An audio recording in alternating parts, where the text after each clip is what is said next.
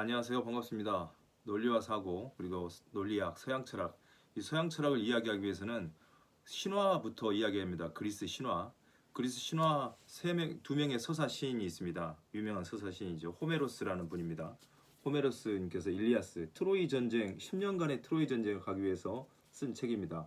그 10년간 트로이 전쟁에서 이기고 트로이 목마 아시지 않습니까? 이기고 집에 돌아오는 이야기 오디세이아입니다.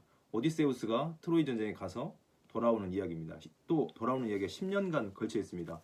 이 두 권의 책을 쓰신 분이 호메로스입니다. 이 안에 신화 이야기가 다 들어 있습니다. 그리고 또 한 명의 유명한 신화 서사 시인이 있습니다. 이 헤시오도스라고. 헤시오도스가 쓰신 신통기입니다. 신통기라 부르기도 하고 신들의 계보라고 부르기도 합니다. 똑같은 말입니다. 신들의 역사이죠. 신들의 이름의 계보를 썼습니다. 그리스의 두 명의 훌륭한 서사 시인은 호메로스, 헤시오도스입니다. 이 안에는 대부분 신화에 관련된 이야기가 들어 있습니다. 여러 가지 여행에 대한 이야기도 있고 전투에 대한 이야기도 있지만 이 안에는 거의 특별히 신들의 계보, 여기에는 어떻게 세상이 발생했는지, 이 세상의 기원이 무엇인지에 대해서 신화적으로 설명해 놨습니다. 미토스의 세계라고 말할 수 있습니다. 이 미토스 세계에서 교육을 받은 플라톤, 소크라테스, 플라톤, 아리스토텔레스라고 할 수 있겠습니다. 이런 분들이 미토스의 세계에서 로고스의 세계로 옮겨옵니다. 미토스에서 발생된 영어죠. 미스, 신화의 세계에서 로고스, 이성의 세계, 논리학의 세계로, 곧 철학의 세계로 오는 거죠. 예전에는 그러니까 비가 내린다고 그러면 제우스님께서 화가 나서 내지는 번개와 천둥으로 비를 내린다고 증명했습니다. 그러니까 신께서 자연을 움직인다는 설명을 해낸 거죠. 그리고 이 신화학자들, 서사 시인들이 그렇게 설명했었는데 자연 철학자들이 등장하면서 자연은 신이 움직이는 게 아니고 자연 그 자체의 어떤 아르케라고 말할 수도 있고 어떤 근원이 있을 것이다 라고 설명한 거죠. 이게 더 나아가서 자연 철학자를 지나가면 이제 소크라테스의 등장을 통해서 소크라테스가 등장을 하면 소피스트가 등장해야 됩니다. 소피스트는 이제 궤변론자라고 알려져 있지 않습니까? 지금 저희에게 소피스트는 지혜자들입니다. 지혜자들. 말 그대로 하면. 근데 시간이 지나서 소크라테스와 플라톤, 아리스토텔레스가 발견하기를 지혜자가 아니고 궤변론자라는 거죠. 그런 것들이 우리 논리학 안에 오류 속에 들어 있습니다. 오류. 수많은 말들을 해놨는데 옳은 말이 아니고 그른 말인데 옳은 것처럼, 요즘으로 말을 하면 가짜 뉴스를 진짜 뉴스로 말해 놓은 거죠. 그런 것들을 분석해낸 분들이 누구냐면 소크라테스, 플라톤, 아리스토텔레스입니다. 그렇게 해서 서양 철학이 시작되는 거죠. 물론 그전에도 여러 사람들이 많이 있습니다.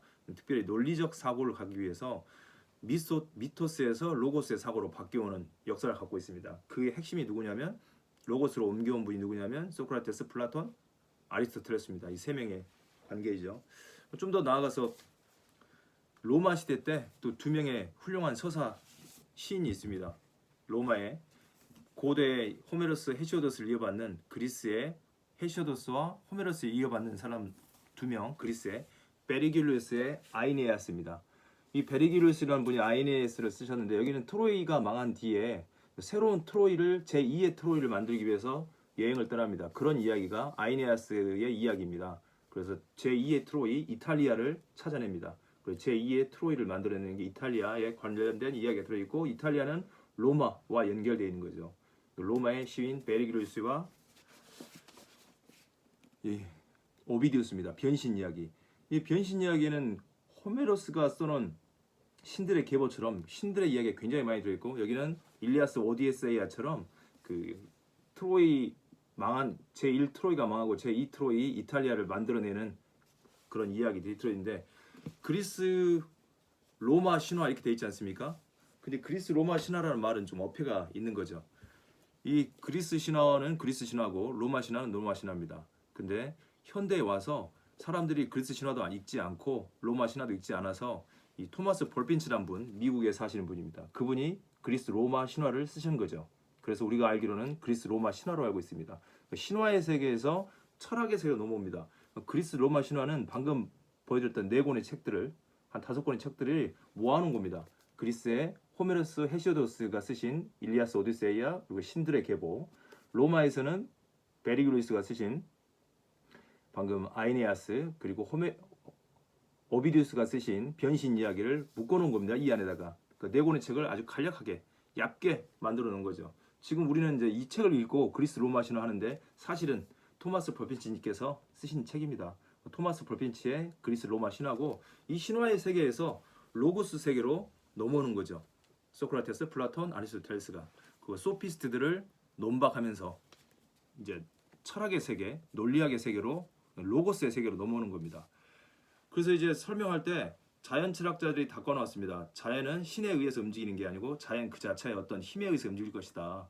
생각해 보십시오. 태양이 계속 아리스토텔레스님 그리고 호메로스님 그 전에 살았던 여러 분들이 봤던 태양과 저 이제 링컨이 봤던 태양 또 저희가 봤던 태양 지금 보고 있는 태양이 똑같은 태양이지 않습니까? 같은 하늘 아래 지금 몇천 년이 됐는데도 그 열기가 더 확산되지도 않고 줄어지지도 않고 그 모양 그대로 가지고 있는 거죠. 자연 철학자들이 봤을 때 너무 신기한 거예요. 자연의 달도 마찬가지고요. 별도 마찬가지고 변함없이 계속 똑같이 있는 겁니다. 그분들도 봤을 때 그 전에 태양과 달과 별들이 있었을 텐데 그 이전에도 그분들이 봤던 별과 지금 우리가 여러분과 제가 보고 있는 별이 소크라테스, 공자, 석가모니 봤던 그 별, 달을 같이 보고 있는 겁니다. 굉장히 놀라운 거죠. 그런 것을 놀라운 사실을 자연 철학자들이 발견한 겁니다. 그래서 지수, 화풍, 이 땅, 바람, 물, 땅, 수, 물, 화, 바람, 아니 불이죠. 풍, 바람 이런 것들이 4원소, 5원소가 영원하다는 걸 깨달은 겁니다. 그리고 또 한 단계 나아가서 이제 논리학이지 않습니까? 플라톤, 아리스토텔레스는 자연 철학자들의 그 사람들은 이제 물질적인 걸 보고 이해했다면 이제 로고스, 이 추상적인 것들을 가지고 이야기합니다.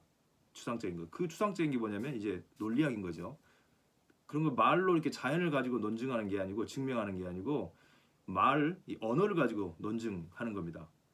그리고 소피스트들 때문에 수사학이 굉장히 많이 발달됐어요. 근데 그 수사학이라는 게 가짜 뉴스를 진짜처럼 알게 만드는 거죠. 그 귀족들만 배울 수 있었어요. 당시에는요. 그런 이야기를 하는 겁니다. 특별히 이제 논리학이 굉장히 많습니다. 플라톤 논리학도 있고 그 전에 논리학도 있고 이 윌리엄 오캄이라는 분이 논리학 대전이라는 거 썼고요. 또 현대에도 이 에드문드 후설이라는 분, 후설이 선업 논리학, 형식 논리와 선업 논리학, 논리학이 굉장히 많아요. 각 철학자들마다 그때 말씀드린 것처럼 288명 여기서 말씀 안 드렸나? 학파가 288개가 됩니다. 그리고 최고선을 주장하는 분들이 280명이나 되고요. 각자 논리학이 다 있어요. 그 논리학의 역사를 좀 살짝 이야기하고요. 그렇게 해서 로고스의 세계로 넘어온다는 것을 우리가 이제 이해해야 현대 논리학을 이제 이해할 수 있는 겁니다. 저희가 하는 게 논리학사겠죠. 논리사, 논리학의 발전사 그런 이야기를 하겠습니다. 그 핵심에 저희가 지난번에 말씀드린 것처럼 아리스토텔레스님께서 오르가논 5권을 쓰셨다고 그랬습니다. 첫 번째 범주론, 명제론 번역이 돼 있어요. 범주론, 명제에 관련된 범주론, 명제론 그 다음에 변증론 이게 3권이죠 벌써 3권 그리고 소피스트적 논박 여기에 소피스트들 지금 말하는 소피스트의 오류들이 많이 들어있습니다. 오류 추리를 하는 겁니다. 4권이죠. 한 권 더 있습니다. 분석론 근데 아직 번역이 돼 있지 않습니다. 이 5권의 책 이걸 사유의 도구라고 말할 수 있습니다. 철학적 도구인 거죠. 이 도구를 어루가논이라 부릅니다. 도구, 연장, 톱 등 사유의 도구입니다. 이 5권의 책이 지난번에 말씀드린 것처럼 이 논리학의 이 책으로 요약되어 있는 겁니다. 그리고 비판전 사고라는 책으로 요약되어 있는 거죠. 그리고 서양 철학을 안에가 막 녹아 들어가 있습니다. 논리학 속에 녹아 들어가 있고 번역이 되어 있지 않습니다. 분석론이라고 다시 한번 보여드리면 소피스트적 논박, 변증론 이게 라파엘로가 그린 아테네 학당입니다. 아테네 학당. 라파엘로 여기 숨어 있어요. 자세히 보면 가운데 소크라테스, 플라톤, 아리스토텔레스 옆에가 여기 있네요. 소크라테스님 이렇게 돼 있습니다. 변증론, 범주론, 명제론 이 4권의 책이 번역이 돼 있어요. 읽어보시면 좋겠죠. 아직 번역이 안 된 분석론이 있습니다. 이 책 안에 이제 논리학에 대한 이야기들이 들어있고요. 저희가 하나 더 보고 넘어가야 될 것은 논리사입니다. 논리학의 발전사. 아리스토텔레스는 이렇게 집대성 해놓은 거죠. 그 전에도 현대에도 이렇게 논리학이 있지만 그 전에도 논리학이 있었습니다. 그 논리학의 발전 사람만 저희가 보고 영상을 마치고 그 다음 영상을 또 올리겠습니다. 일단 보겠습니다. 서구 세계의 논리학의 시조는 일반적으로 엘레 학파입니다. 소크라테스 이전의 엘레 학파, 파르미데스 또는 그의 제자 제논이라는 분으로 알려져 있습니다. 제논은 스승의 철학적 주제를 옹호하기 위해 잡다, 여러 가지 잡다와 운동이 존재하지 않는다는 것을 증명하기 위해서 변증법을 사용했습니다. 해결의 변증법과 다른 거죠. 이름 같으면 뭐 유사할 수도 있고요. 어쨌든요. 그 후에 소피스트들, 지혜자들이 등장해서 논리학을 주로 정치적 성공을 위한 수사학적 기술로 사용했습니다. 수사술이라고 하는 거죠. 이 레토릭을 쓰는 겁니다. 말을 잘해야 되는 거죠. 지금처럼 이제 곧 총선, 국회의원 선거를 할 텐데 이때 말을 잘해야 되는 거죠. 논리적으로. 정직한 후보라는 영화도 있습니다. 영화를 보면 굉장히 코미디스러운데요. 이 정치인들이 어떤지에 대한 이야기가 잘 녹아 들어 있습니다. 코미디 같지만 현실을 잘 보여주는 영화인 것 같습니다. 소피스트도 마찬가지입니다. 정치에서 이 웅변을 통해서 수사를 통해서 자기의 말을 설득시키는 거죠. 사람들이 가짜임에도 불구하고 진짜로 믿게 만드는 거죠. 그런데 대부분 정치를 하려는 분들은 이분들 그 정치를 하려고 하는 자제분들은 누구에게 공부를 배웠냐면 이 소피스트들에게 배웠습니다. 그래서 우리가 유명한 말 있지 않습니까? 인간은 만물의 척도라고 주장한 프로타고라스님께 굉장히 많은 돈을 학원비를 내고 배웠습니다. 귀족들만 배우는 거죠. 돈이 없으면 못 배웠습니다. 이 프로타고라스님 인간이 만물의 척도라고 주장했고 또 정의란 강자의 편익, 강자를 위한 것이다라고 트라시마코스라는 소피스트가 이야기를 했습니다. 이런 분들이 이제 이렇게 말하고 다니니까 언제나 무조건 이기면 되는 거예요. 말로 그 언변이 내지는 논증이 저질이든 아니든 그때 당시만 이기면 되는 거죠. 이걸 본 소크라테스가 용납이 안 된 거죠. 가짜를 보고 속는 사람들, 그러니까 청소년들 타락죄로 이 소크라테스가 두 가지 범죄 제목으로 사형 선고를 받거든요. 그게 청소년 타락죄와 신성모독죄인 거죠. 자세히 보니까 청소년들이 가짜를 보고 배우는 거예요. 그래서 가짜라고 가르쳐줬더니 그걸 가짜라고 배운 사람이 그게 자기가 가짜라고 지금까지 배웠던 게 사기였다는 걸 알게 되면 기분이 좋겠습니까? 안 좋죠. 특히 돈을 더 많이 들인 부모님은 더 기분이 나쁩니다. 그래서 소크라테스를 제거하는 것이 훨씬 더 낫다고 판단하는 거죠. 그래서 이 신성모독죄와 청소년 타락죄로 재판장에 넘기고 사형 선고를 받게 됩니다. 어쨌든 소피스트는 상대주의적 진리관인 거죠. 상대주의적. 그때그때 다른 거예요. 말이. 이 말했다 저 말했다. 앞에서는 고개 숙인 척했는데 아니고 순간만 임기응변이죠. 그때그때 넘어가면 되는 겁니다. 소크라테스는 그래서 그 임기응변하는 사람들을 삼파술을 통해서 소크라테스의 문답법입니다. 문답법이 두 가지가 있는데 삼파술과 논박이거든요. 이런 문답법을 통해서 논파해 나간 겁니다. 소피스트들을 그리고 자기와 논쟁하는 사람들요. 논파를 당한 사람이 당연히 기분이 좋지 않죠. 그러면서 논리학이 계속 발전됩니다. 수사술에서 논증으로 발전되는 거죠. 이 소크라테스의 삼파술을 통해서 문답법을 통해서 이 사람들 논파한 것을 감동한 거죠. 누가 감동했냐면 소크라테스의 제자인 플라톤이요. 근데 결국은 플라톤도 소크라테스 자기 스승의 죽음을 보면서 이게 굉장히 분노하게 되고 소피스트들을 가짜라는 걸 계속 드러내는 겁니다. 그래서 26편의 대화편에가 그런 이야기들이 쭉 들어있고 지난번에 보았던 소피스트 이 책인데 그건 넘어가겠습니다. 네. 그래서 이 논리학이 굉장히 발전되는 거죠. 플라톤에 의해서 그리고 그의 제자 아리스토텔레스에서 더 발전되게 됩니다. 이 플라톤은 소크라테스의 문답법을 도입해 가지고요. 여러 개념들, 정의란 무엇인가, 또 사랑이란 무엇인가, 영혼이란 무엇인가 이런 것들을 굉장히 개념적으로 체계적으로 분류해 냅니다. 하나씩 갈라내는 거죠. 특히 몸과 마음을 잘 갈라냅니다. 로고스로 갈라낸 거죠. 로고스. 논리학이 하나의 독립학문으로 확고하게 위치를 정립하게 된 것은 플라톤 제자 아리스토텔레스입니다. 방금 저희가 보여드렸지 않습니까? 한 번 더 보겠습니다. 그분이 쓰셨던 명제론, 범주론, 명제론, 그리고 변증론. 여기 변증을 엄청 하는 거죠. 그리고 소피스적 논박. 이렇게 네 권의 오르가논, 아직 번역되지 않은 분석론, 이 5권의 오르가논, 이 도구를 통해서 집대성하는 거죠. 논리학을요. 그리고 철학이 플라톤과 아리스토텔레스를 통해서 이 확고한 자리를 잡게 됩니다. 아리스토텔레스의 논리학은 3단 논증을 중심으로 한 연역 논리입니다. 논리학에는 논중에는 연역 논리와 귀납 논리가 있거든요. 연역 논리가 주로 절대 진리를 다루고 귀납 논리는 개연적인 진리를 다룬다고 볼 수 있습니다. 그건 다음에 더 설명해 드리겠습니다. 아리스토텔레스 논리학은 3단 논증을 중심으로 연역 논리를 주로 다루고 있고 또 귀납 논리는 다만 보완적으로 다루고 있습니다. 그 대부분 철학자들은 연역 논리를 더 주로 사용합니다. 자기 논증을 증명할 때요. 영국, 미국 쪽은 귀납 논리를 하는데 그건 다음에 하기로 하겠습니다. 아리스토텔레스의 논리학의 체계를 형식 논리라고 부릅니다. 형식 논리. 그러니까 이분도 여기 형식 논리라고 이렇게 놨지 않습니까? 선업 논리가 있어요. 또 초월 논리도 있고 그런 이야기를 지금 하고 있는 겁니다. 어쨌든 아리스토텔레스는 형식 논리입니다. 저희들은 형식 논리학만 할 겁니다. 형식 논리라 부릅니다. 그리고 아리스토텔레스의 논리학이 사고의 내용이 아니라 사고의 형식적 법칙을 다루기 때문에 형식 논리학입니다. 내용과 상관없이요. 형식만 다루고 있다는 겁니다.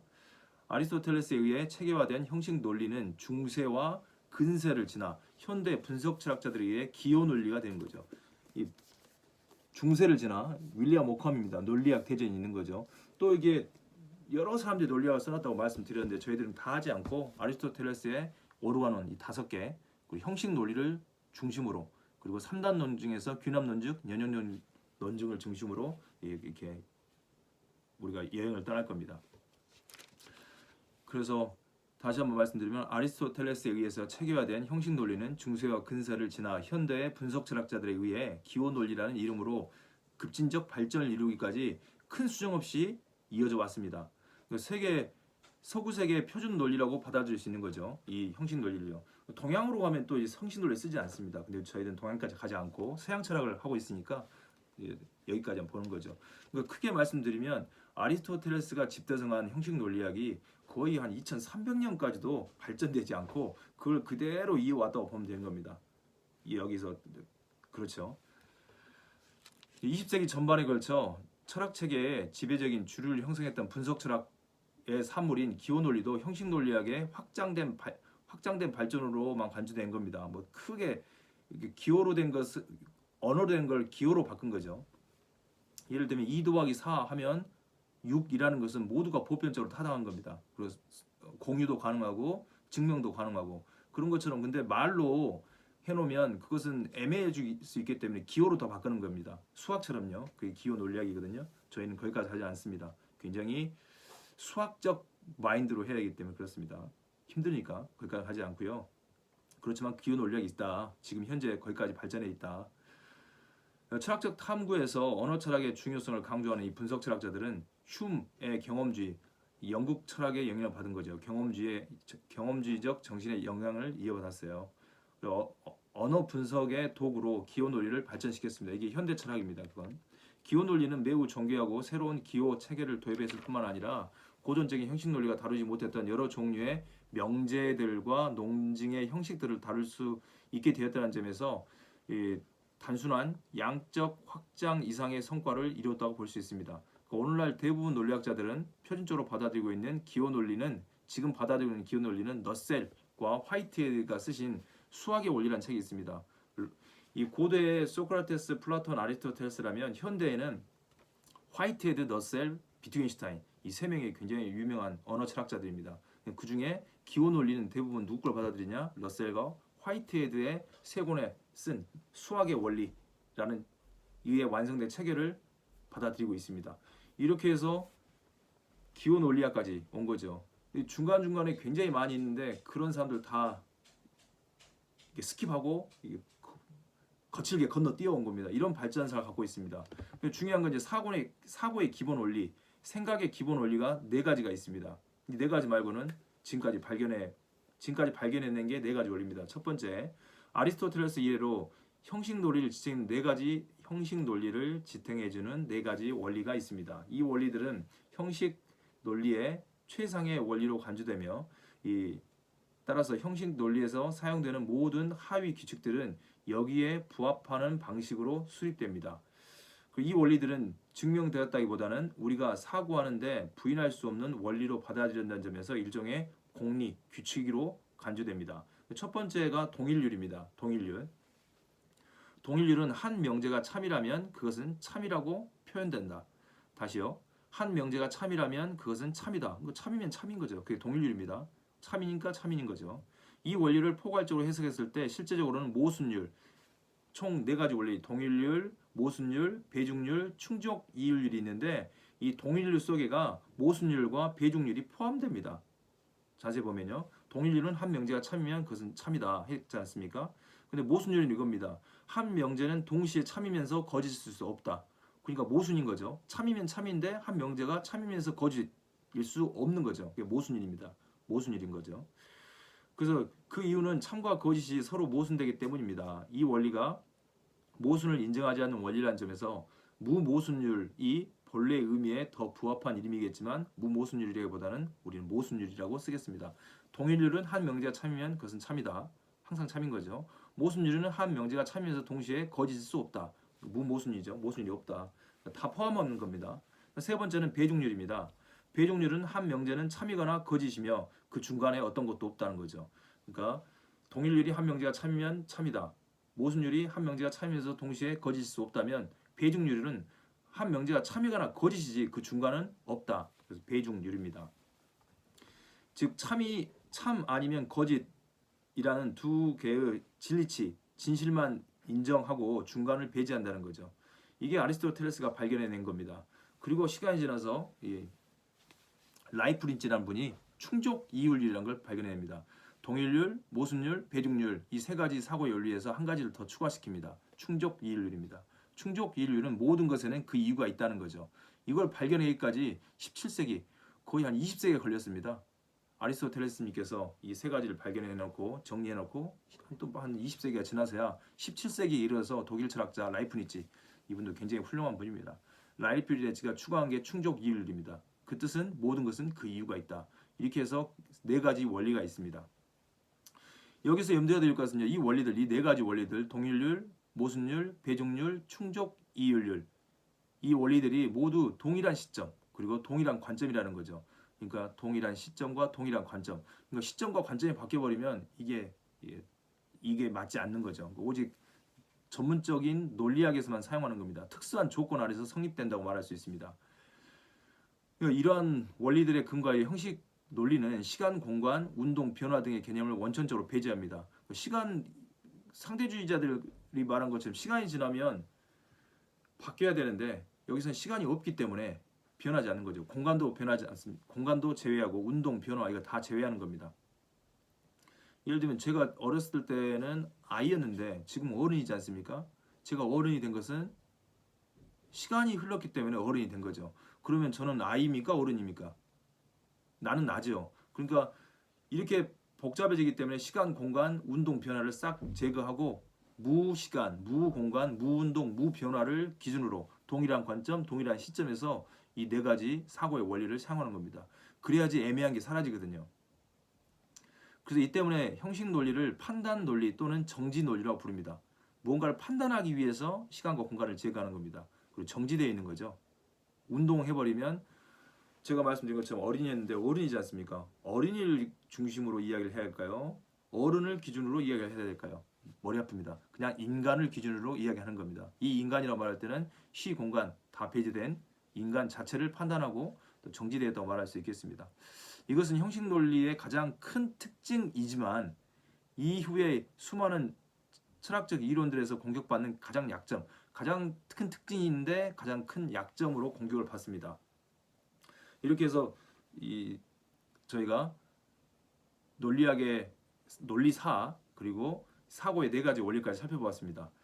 다음 영상에서는 이제 형식 논리가 어떤 위치를 차지하는지 그걸 여러분과 제가 보겠고 서양 철학이 이렇게 발전된다는 것을 여기까지 살펴보았고 이 이후로 이제 미토스의 세계에서 로고스의 세계로 옮겨오고 그 로고스의 세계는 논리학의 세계, 철학의 세계입니다. 그래서 이제 굉장히 어설픈 말이 아니고 확실하고 구체적인 판단과 논증을 통해서 이야기를 하는 거죠. 비가 오는 것도 이제 제우스에 의해서 되는 게 아니고 과학의 원리와 이 세상의 원리를 파악하고 판단함으로써 이 세계의 원리 내지는 인간의 원리, 다시 말씀드리는 우주의 구조, 지구의 구조, 인간의 구조, 저희 특별히 논리학이니까 사유의 구조에 대해서 철저하게 분석하고 판단하는 거죠. 그리고 증명하고 논증하는 겁니다.